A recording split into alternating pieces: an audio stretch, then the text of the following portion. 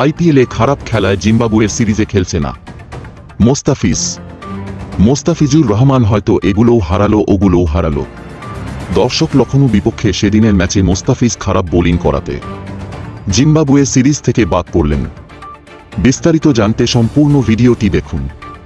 আমাদের ছোট্ট চ্যানেলটি ভালো লাগলে অবশ্যই সাবস্ক্রাইব করে সাথে থাকুন। জিম্বাবুয়ের বিপক্ষে টি-20 সিরিজের প্রস্তুতি ক্যাম্পের জন্য 17 ক্রিকেটারকে ডেকেছে বিসিবি।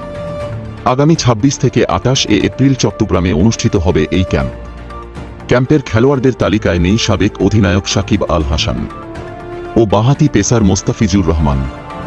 হঠাৎ বিসিবির এমন বার্তা কেন পাঠালেন? সাকিব আল হাসান থাকবে না জিম্বাবুয়ের সিরিজে। মোস্তাফিজকে চেন্নাই সুপার কিংস থেকে ফিরে আসতে হবে বাজে পারফরম্যান্সের জন্য, জানিয়েছেন চেন্নাই টিম ম্যানেজমেন্ট।